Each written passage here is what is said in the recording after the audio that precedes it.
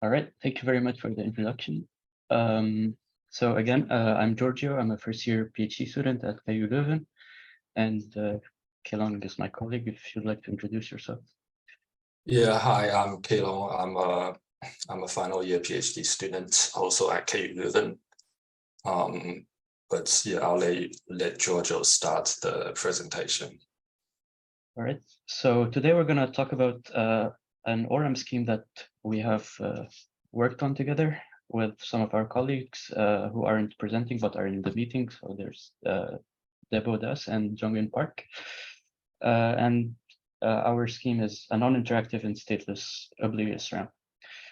So for those who are not really familiar with Oblivious RAM, we're going to start with a small recap. So let's try to set the stage. And Oblivious RAM, normally it's a client and server scenario.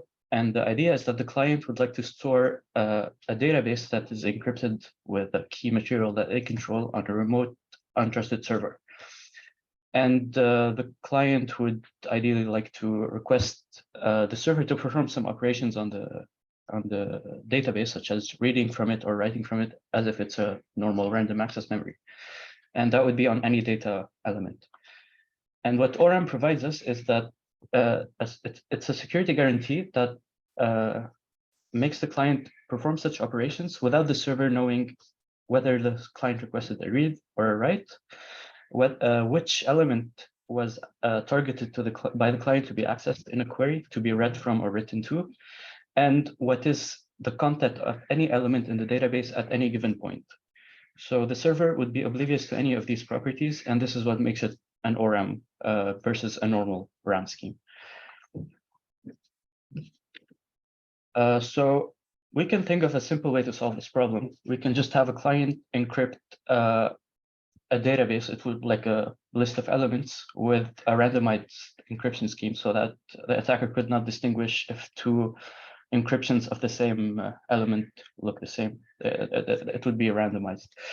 And then if we have this list of encrypted data, we can store it on the server without giving the server the key. And then every time the client wants to access this database, they would just request the server to send the entire thing back. The client would then decrypt it and does whatever they want with the data. They could modify the database. And then once they're ready, they could re-encrypt it again and send it to the server. And since encryption is randomized, the server would not be able to distinguish two different encryptions of the same element. So two encryptions of 0 would look completely random when comparing them together. But however, such a scheme is too simple. It comes with some problems, but it does give us the security properties that we talked about. But since this is a scenario where the client wants to outsource storage, they might not have enough storage to retrieve the whole database from the server in the first place. And it's also not efficient from a bandwidth perspective. If we have to, every time we want to modify one element, we have to dump a database of 1 million elements over the network and then send it back. So it's not quite efficient in that perspective. And if the client is not is like a lightweight device, it would take quite a significant amount of time to decrypt the whole database that they receive from the server and then encrypt it again.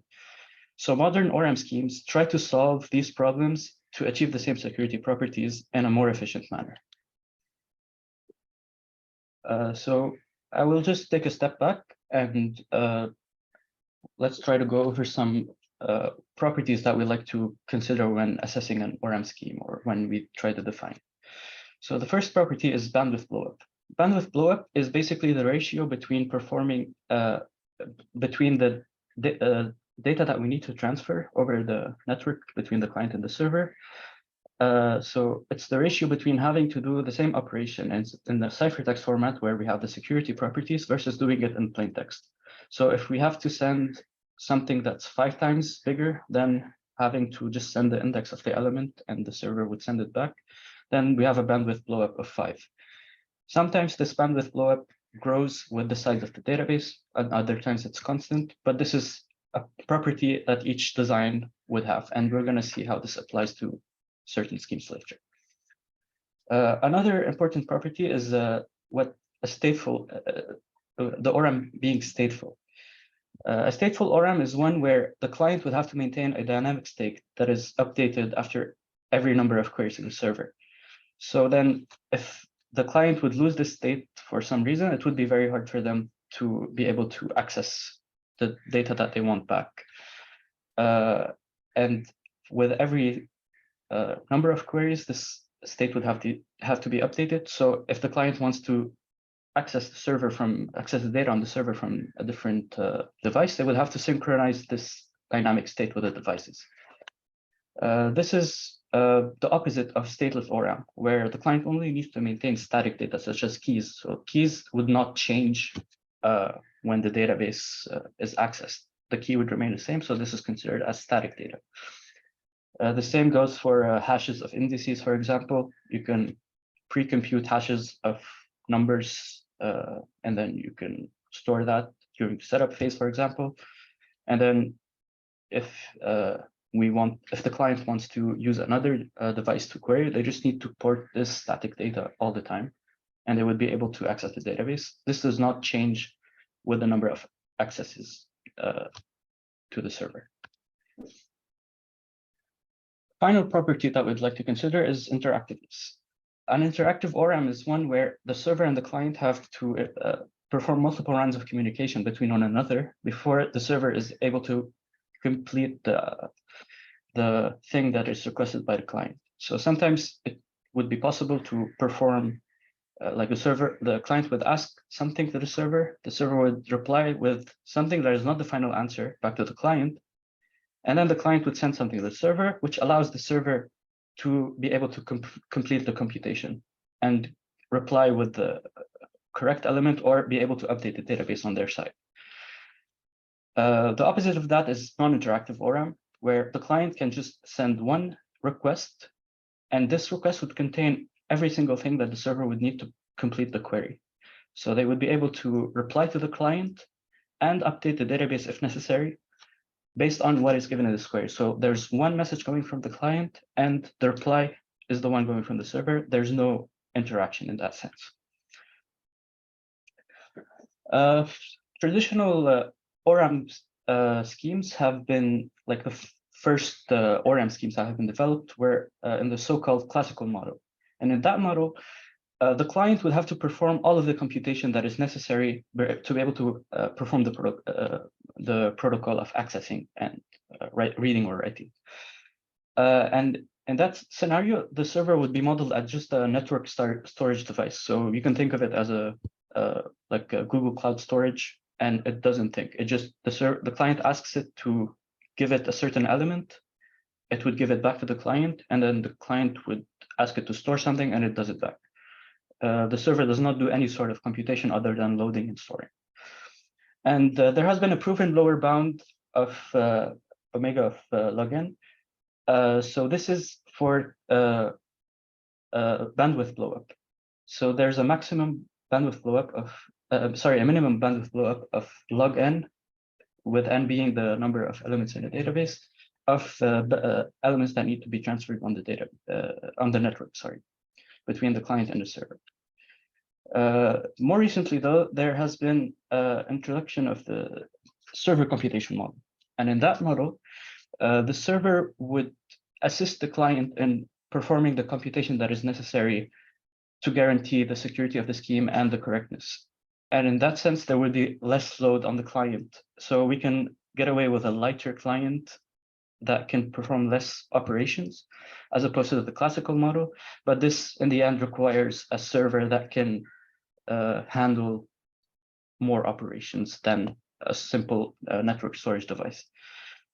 And this sort of computational model has allowed us to achieve a constant bandwidth overhead, as opposed to the logarithmic one, the lower bound of logarithmic one in the classical model, which means that the amount of the blowup of the things that need to be sent is constant when compared to operating in the classical model. And the state of the art in such schemes was Onion ORAM, which was a theoretical results leveraging homomorphic encryption. And this allowed us to have a smaller overhead bandwidth overhead with looser assumptions when compared to other schemes like circuit ORAM, which does not use homomorphic encryption, but relied on some pretty tight assumptions. And it was hard to bring it to an actual implementation that can be deployed on a large scale. So some previous ORAM schemes were like the ones that are based on trees. We will see an example later, such as circuit ORAM, onion ORAM, and PathORAM. And the original hierarchical database structure, such as the one proposed by Ostrovsky, that was the first documented ORAM scheme. These were all stateful and interactive. So the client has to maintain a dynamic state, and we are forced to have multiple rounds of interaction between the client and the server.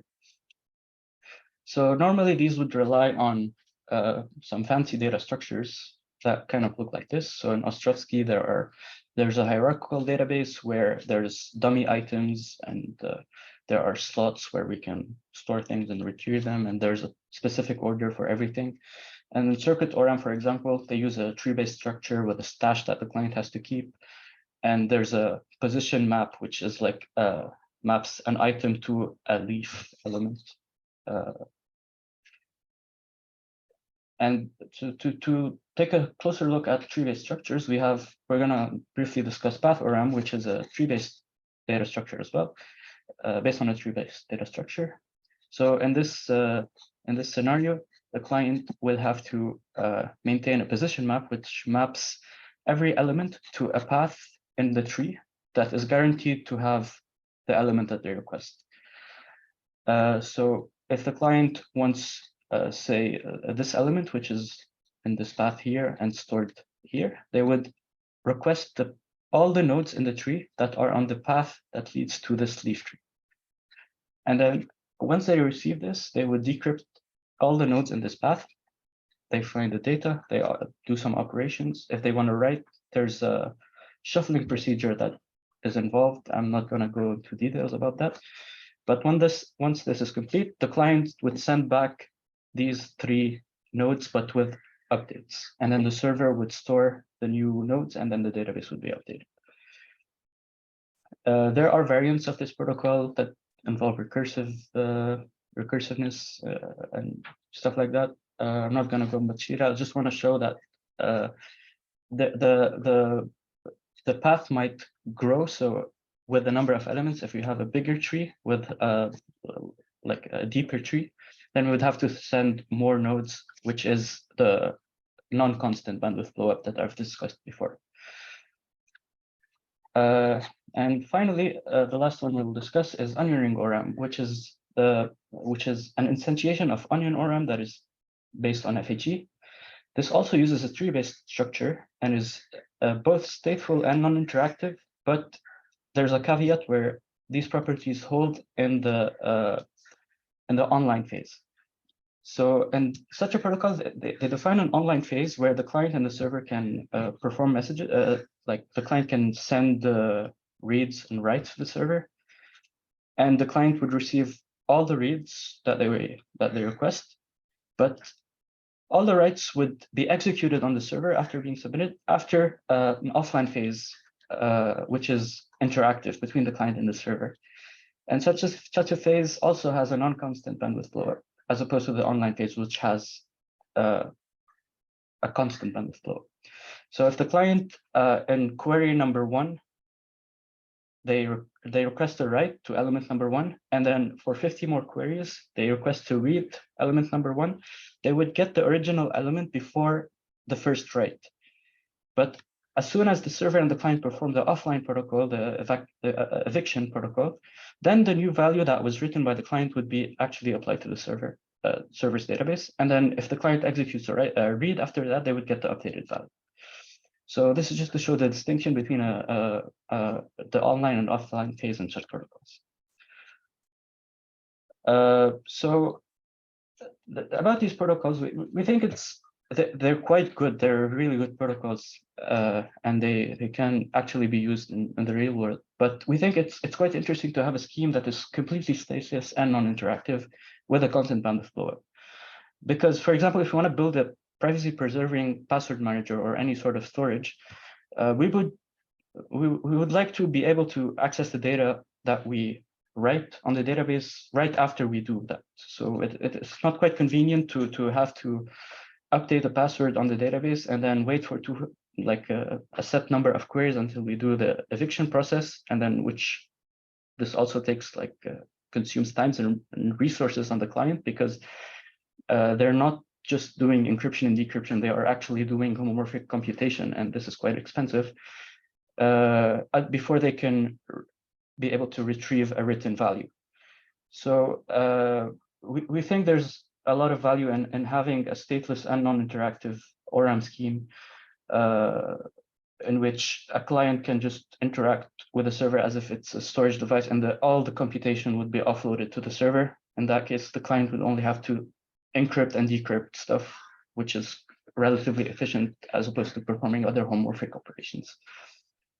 So Kelong now will present our ORAM scheme, and he will go into the details of how we are able to achieve such properties. Okay, thank you very much, Georgio. Can everyone hear me? I guess so. I heard some of my echoes. We can hear you. Okay, thanks. So I will present our ORAM scheme called Panacea.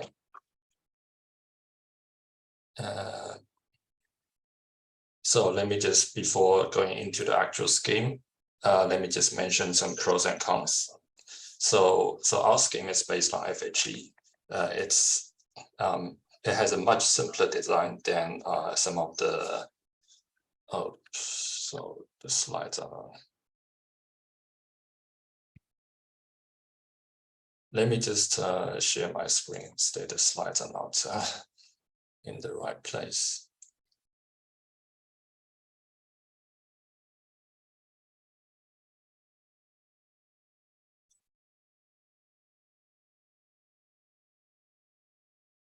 Okay, so yeah, so the pros, we use FHE to build a much simpler design. It features constant bandwidth overhead, and it's also stateless and non-interactive, which we think are quite important properties, because because it's much more like a traditional database. For example, if you have an SQL database, the client will be also stateless and non-interactive. It doesn't have any offline phase, so that is the eviction phase that Georgio mentioned. And it does not require a powerful client. The client essentially only needs to do encryption and decryption. And we have an open source implementation on GitHub, which you can find in this link.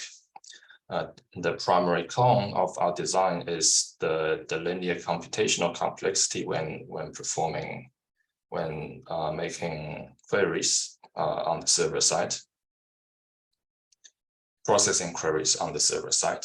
But hopefully we can convince you that with modern FHE techniques, in practice, this is actually not too bad.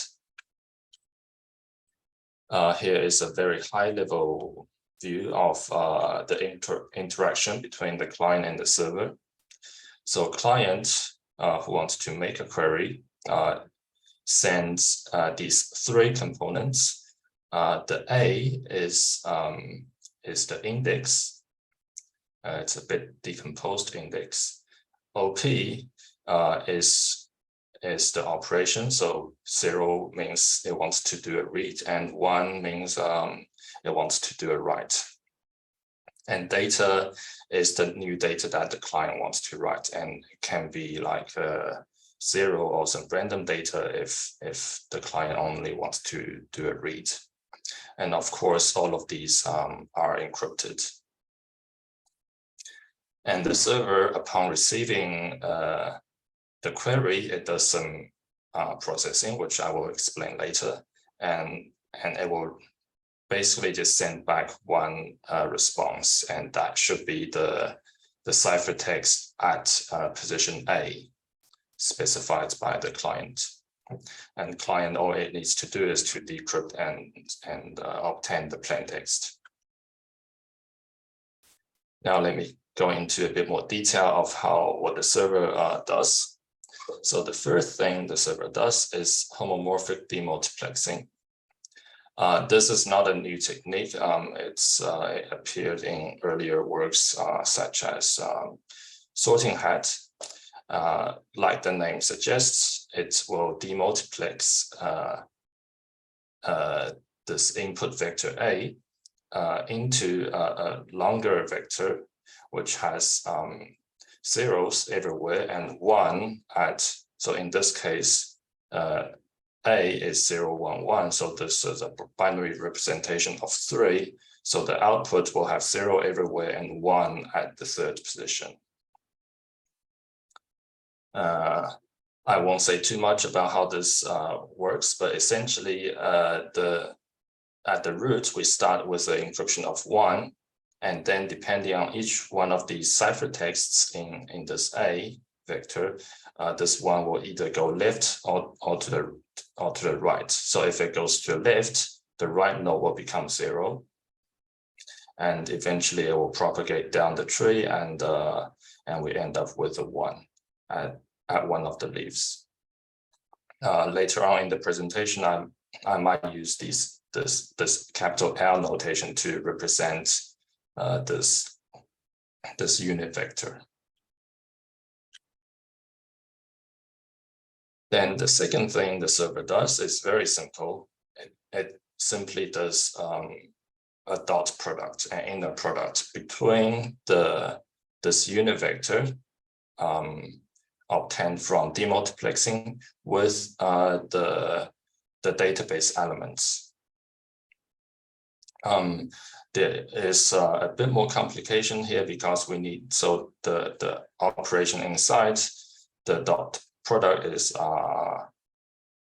the external product. So that means we need one of the ciphertexts to be RGSW ciphertext, but this can be taken care of using some kind of ciphertext conversion. So because we're doing dot product with the unit vector, and the unit vector is a 1 at position A, which is the index that the client wants to query, the result is obviously the database entry at position A, and this can already be sent back to the client before the server even looks at the two other components of the query. Now is the final step, the update step. So remember, we still have this operation which specifies a read or a write, and this data that we haven't used yet.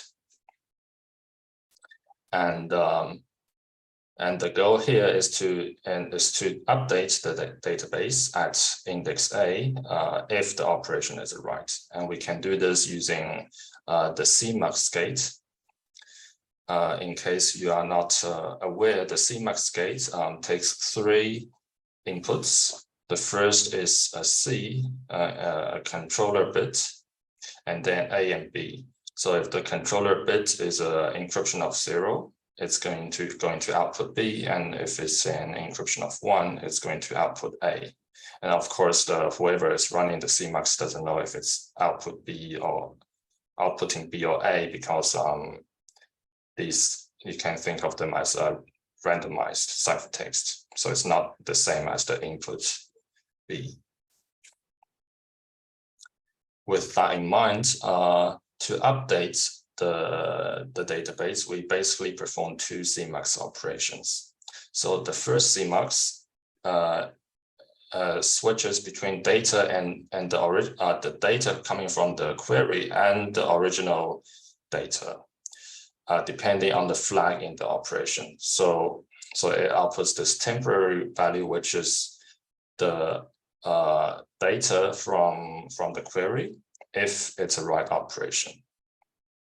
And then the second CMUX switches between this one of these elements in the unit vector, the L. It uses L as the switch and switches between the temporary data from before or the database element. and this is written back to the database. So in summary, the new data coming from the query is only written back if both the L and the operation are ones. And that is basically I mean, at least the simple scheme. So let me just give you a summary so far. So the client encrypts this query containing 3 components. The server performs homomorphic demultiplexing to output a unit vector. And the response calculation is basically doing the inner product, and then it can already respond the results to the client. Client, upon receiving, it can decrypt it and view the result, and at the same time, the server can perform the database write. And let me just show you the complexities here. So this query, because we're encrypting bit decomposed index, it has login communication. The most expensive part will be the homomorphic demultiplexing and the response calculation, since they are linear in the size of the database. Responding to the client is just 1 ciphertext. Decrypting is only decrypting 1 ciphertext, and the update phase is also expensive. It needs it's linear in the size of the database. But we can actually do much better in some scenarios. So some applications may wish to query multiple elements at the same time. So for example, maybe you have some database and you want to collect a few elements and then decrypt them and then run some statistical analysis or something. Running the simple protocol above might not be ideal. So we introduce a batch design that uses probabilistic batch codes. This is also another one of our main contribution, because it has probabilistic batch codes never been used in ORAM before due to consistency issues, which I will explain in detail later, and we show how this can be fixed. So let me explain what probabilistic batch codes are, or PBC. In this example, so in the middle, you can see the original database. So using probabilistic batch codes, we essentially have multiple hash functions that encodes, well, that essentially maps one element into multiple locations in like a matrix. So in this example, D0 is mapped into 3 locations here.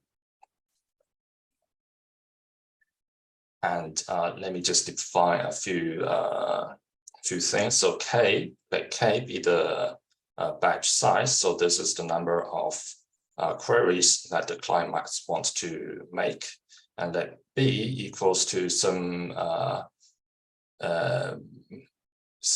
constant factor of K, and that is the number of columns in this encoded table. So in this example, B is 6 because there are 6 columns, and K will be 4.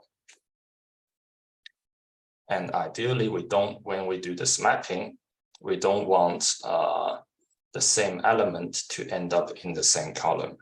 And the goal of the client is to run the simple Panacea protocol on each of these columns to obtain 10 K results. And how the client does this, it uses cuckoo hashing. In case you are not familiar with cuckoo hashing, what it does is, so for example, you have at the very left, suppose client wants to hash two elements. One is at 0, one is at 3. Okay, so it takes the first hash function h1, applies it on 0, and that ends up in the first bucket in B1. And then it also wants to query an element at index 3. It does the same thing, takes the first hash function, applies it to 3, and it also ends up at the first bucket. But because the first bucket also already contains something, there is a collision, so it can't do that. So the client tries the second hash function h2, applies it to 3, and that ends up in the fourth column. And this is basically how the client constructs the query. And with our choice of parameters, k equals to 256, b equals 384, and 3 hash functions, it's about 2 to the 40 failure probability. And a failure in this case means the client won't be able to make all the k queries it wants to make. So most of the time, for any choices of the k elements, the client will be able to make the query. And now the server computation part is just like the basic Panacea protocol. It starts with demultiplexing, response calculation, and then sends the response back to the client. But because of the way it's so for every row, every column we run the Panacea protocol, we can very easily parallelize this part.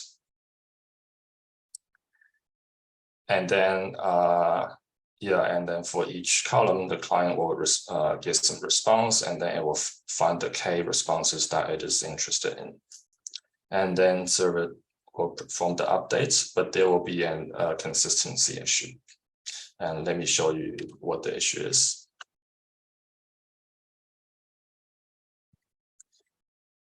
So remember, D0 is mapped to these 3 locations in the colored boxes. And suppose the client wants to update D0, okay? So it can update D0 in one of the columns. So let's say B1 in this green one, but then the other 2 will have the old value, and it won't be consistent anymore. And of course, the client can also kind of update D20 and D50 in columns 2 and 5, but then you're not doing batching anymore because maybe the client wants to access another element in the second column. So the goal here is for the client to not for the client, but for the server to update all these 3 values without any interaction or input from the client. Updating all these 3 values as in updating them to the latest result. Now here is our consistency correction algorithm.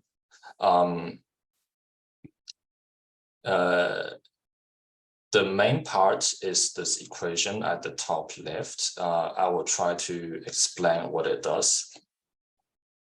So let me just explain first the different variables. So these L's are the unit vectors. The OP are the operations, so encoding and read or write, and the D's are the database elements. Okay, so the top half of this equation, if you look at, so the L's only, so as one thing to note is one of the L's is an encryption of 1. Okay, so if one of the L's is 1 and the operation is also 1, the top half will evaluate to 0. And effectively what this means is if we are writing at the a particular index, then the top half will be 0. Now, if we're not, it will be D10. Now let's look at the bottom half. So this is just multiplying the data element with the else with the elements in the unit vector and the operation. And we will get some value, some database value if both of the L and the operations are 1. Okay, otherwise it's a 0. So this will output the latest data that the client is trying to write. Now combining the two, this expression will output the latest data if there is a write in any one of these 3 locations. Okay, and finally the output of this whole expression will be copied to all 3 locations. And this is how we achieve consistency.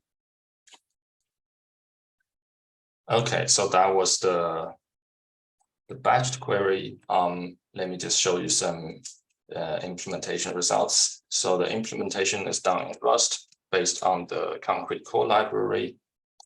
And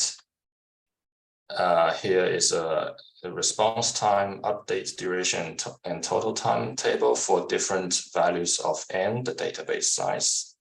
And the numbers, so this is in the batch setting. The numbers in the brackets are the amortized duration. So as you can see, if you are making like 256 queries on average, it doesn't take really long to get a response. And of course, this update duration includes the consistency correction. Here are more numbers, and this is an estimate of how much it will cost on Google Cloud. In the top table, it's the storage cost. So as you can see, even for big databases like 500,000 elements, it doesn't cost a lot to store. And the bottom table is the computation cost. So here at the largest database size, it can cost almost $3 per batched query. So trying to access 256 elements. And let's say, depending on your application, this may or may not be useful. Right, so that was all my slides. Thank you very much. This link you can go to see the paper. And yeah, we're happy to take any questions.